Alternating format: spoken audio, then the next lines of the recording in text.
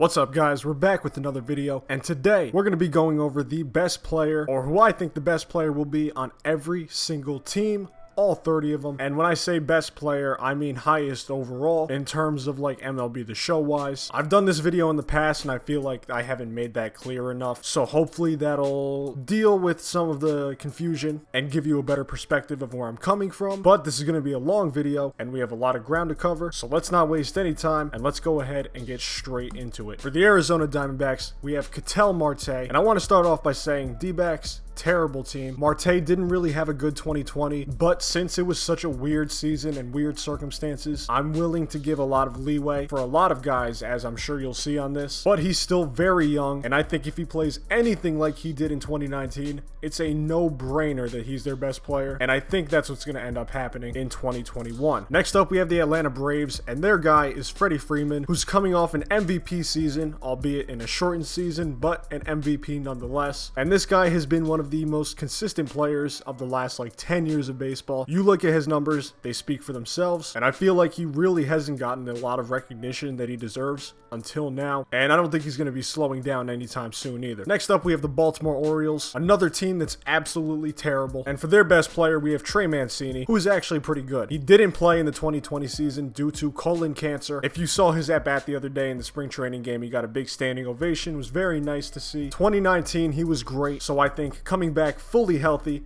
he's going to have a good year, and I feel like on that Orioles team that's just not too good, he is one of the top talents there, without a doubt. Next up to the Boston Red Sox, we have Xander Bogaerts as their top dog, and as a team, they've had a rough last few years. 2019 underperformed, 2020 underperformed. We look at the guys on the team, Chris Sale, hurt last year, Devers, still young, still developing, and overall the whole team is just kind of meh. However, on the flip side, Bogaerts had a great 2020. He's going into his age 28 season, and last year he had a line of 300, 364, and 502 with 11 homers, a 131 OPS plus, and a 1.5 WAR. He absolutely killed it, and right now he's their best player, no doubt. For the Chicago White Sox, we have the other league MVP winner, Jose Abreu, as he won the American League version at the ripe young age of 33. And with that White Sox team looking to gear up into 2021, they have a lot of talent, young, and they've picked up some nice veteran pieces to get it together. And as far as Jose Abreu goes, with the year like he had last year, how can you say he's not their best player right now? It doesn't look like he's going to be slowing down anytime soon, and while we might not quite get the exact same level of production over a 162 game season, I still feel like he's going to be very, very good. On to the other Chicago team, the Cubs. We have Kyle Hendricks, and unfortunately I feel like it's going to be a rough 2021 for the Cubs. You have Darvish,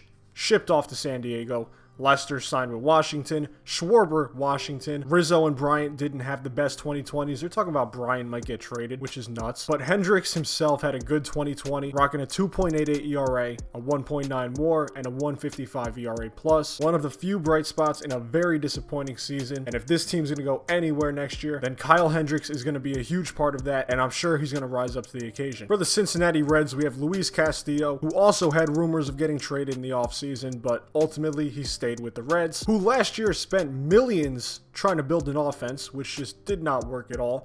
I don't think they scored a single run in the playoffs. But Luis Castillo was very solid in 2020, sporting a 3.21 ERA, a 148 ERA plus, and a 2.65 FIP, which essentially means that he suffered from some bad luck overall, and his numbers could have been better if he was on a more defensively sound team. Couple that with the fact that he's only 24 years old, and he's most likely going to improve. I see nowhere but up for this guy as far as his talent and skills go. For the Cleveland Indians, we have Jose Ramirez, who's another guy who's just ridiculously consistent. It feels like every year you know he's going to be good. And now with Francisco Lindor gone, he's going to have to step up even more and put that team on his back. He finished second in MVP voting in 2020, had a line of 292, 386, 607, 17 bombs, 163 OPS plus, and a WAR of 2.4. He's an absolute monster, and now it's all him. Shane Bieber's a close second, but I think Jose Ramirez takes the cake for Cleveland. For the Colorado Rockies, we have Trevor Story, who takes the reins from Nolan Arenado after the team shipped him to St. Louis for nothing, and in fact, literally paid to get rid of him. Trevor Story's always been a really good player, and he had a great 2020 as well, with a line of 289, 355, and 519, with 11 homers and a WAR of 2.4. And as long as he can stay healthy, he's going to continue being a really good player. Although, who knows how long he'll last on the Rockies. Next up for the Tigers, we have Jeimer Candelario. I think that's how you pronounce it. That's what Baseball Reference is telling me. If I'm wrong, not surprising, but hey, we're just going to roll with it. Now, they're another team that's going through a very deep rebuild. I know they still have Miggy, but he's not that good anymore. Candelario is 22, turning 23, and he had a really, really good 2020 for where he's at right now, hitting 297, 369, and 503. With 7 home runs, a 135 OPS plus, and a WAR of 1.9. Only reason I know who he is because I played with the Tigers in March to October. Shout out my last video. Love the swing. I think he's going to be a good player. And the fact that he's so young means he could really only go up from here. For the Houston Astros, we have Alex Bregman. Right now, the Astros are a team that's going through a bit of a transition. A lot of the cheating tool bags from 2017 are moving on, with Springer going to the Blue Jays, Correa probably departing next year, Verlander being out for quite some time due to Tommy John. So overall right now, I'd have to say Bregman is their best player, and completely unsurprisingly, he didn't have a great 2020, but I think we can chalk that up to a severe lack of garbage cans and the strange circumstances that the season was played under with COVID and all that. But for right now, he's their number one. For the Kansas City Royals, we have an old classic, Salvador Perez, another team that's rebuilding quite a bit. I like what they did in the offseason. They made some good moves. But Perez is a guy we haven't seen since 2018, coming off of Tommy John surgery, and he bounced back in a big way in 2020. He had a line of 333, 353, and 633 with 11 homers, a 161 OPS plus, and a WAR of 2.1. We haven't seen him this good in a very long time, and if he can sustain that over a full season, then he's going to be right back to being a top catcher in the league and a really, really good guy for the Royals to have as they try to rebuild once again into a competitor. For the Angels, literally, who else could it be? I don't even have to explain this. You know Mike Trout's good.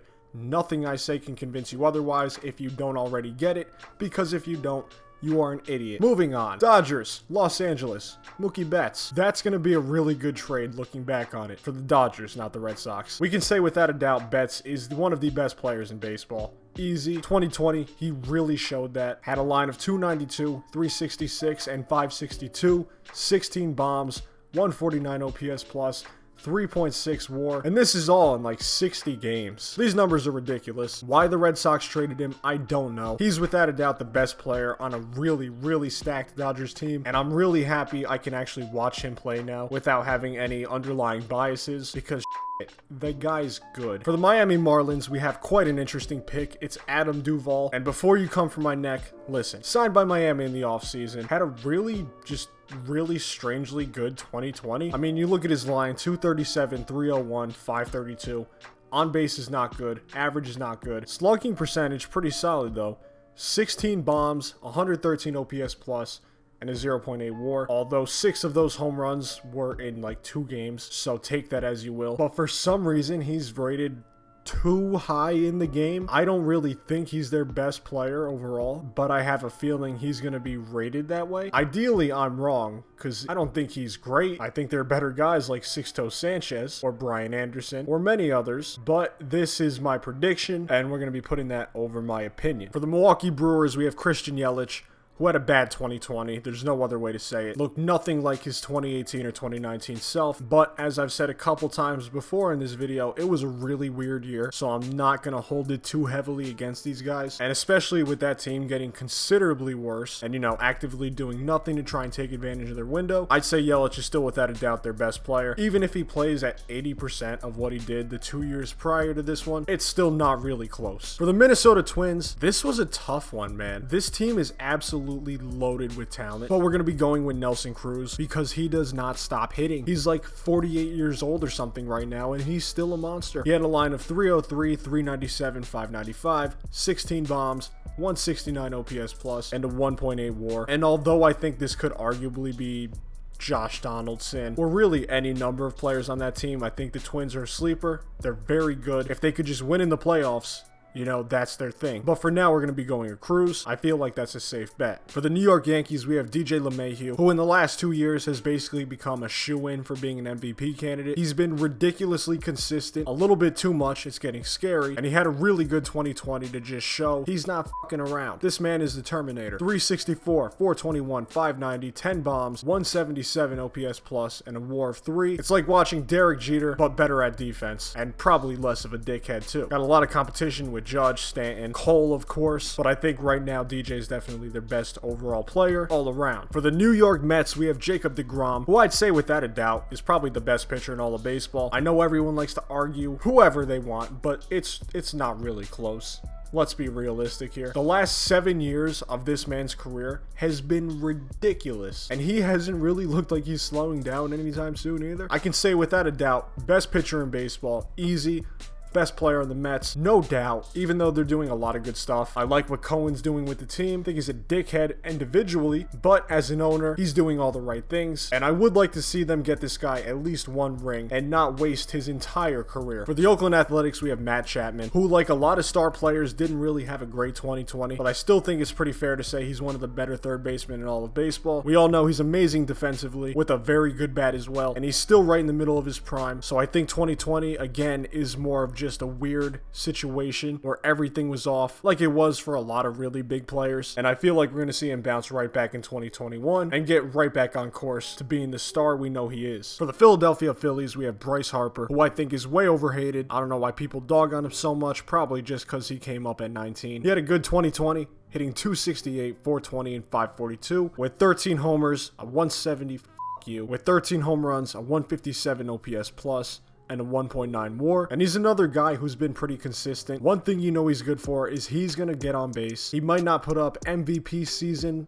numbers every single year, but I think now, this deep into his career, we know what we're getting with Bryce Harper. If you're expecting video game shit every year, you're going to be disappointed. But he's a really consistent player and a damn good hitter, and I think it's really hard to argue otherwise. So, next up we have the Pittsburgh Pirates. And I've been snapping through the rest of these teams, mainly because I want a lot of time to rag on the Pittsburgh Pirates. Their player is Edgar Santana. And no offense to Edgar, Mr. Santana, if you're a fan of the 29 other teams, you don't know who this is. If you're a Pirates fan, you might not know who this is. This team is utter fucking horseshit. Edgar Santana is a 29-year-old reliever. That's it. He's not amazing. He's not really great or anything, but he's the best this shitty fucking team and god-awful organization have to offer. It's looking like their payroll is going to be somewhere around $20 million in 2021. To put that in perspective, you know who makes $20 million a year in Major League Baseball? You know what? We're just going to list off some guys who will probably make more than the entire Pirates team in 2021. Johnny Cueto, Andrew McCutchen, Eric Hosmer, Chris Davis, Zach Wheeler, Miguel Cabrera, the corpse of Albert Pujols, and you know what? Everyone else is fairly deserving. But I think this just goes to show that this organization just does not give a single shit. Their owner is a cheap fucking sack of shit.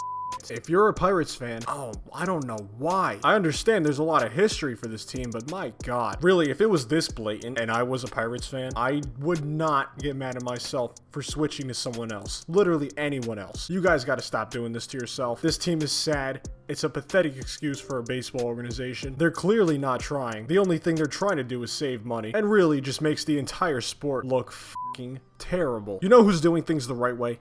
San Diego Padres. Fernando Tatis Jr. This kid's having a pretty good year. He's a cover athlete on a great sports video game, just signed a $340 million deal to spend the next 14 years of his career in San Diego, and he's one of the best young players in all of baseball. Now, this pick was between him and Machado. Manny Machado actually had a really good 2020, but I think Tatis slightly edges him out because he is the cover athlete, and he does have a lot of hype surrounding him right now, so I think those ultimately factor into the decision-making process here, and that's why we have him at number 1 for the Padres. For the San Francisco Giants, we have Mike Yastrzemski, and this is another team that's going through a bit of a rebuild, a retooling, whatever you want to call it. Normally, it would be Buster Posey here or Madison Bumgarner or something like that, but Bumgarner's gone. Posey didn't even play last year, and Yastrzemski had a really good 2020 season, hitting 297, 400, and 568 with 10 homers, a 165 OPS plus, and a WAR of 2.7. Really solid numbers right there, and although he's not exactly young, he's proven to be a pretty solid solid player, and right now I think he's the best that the Giants have to offer. Next up, we have the Seattle Mariners, and their player is Dylan Moore, and this is another team that, well, to put it plainly, just sucks nuts.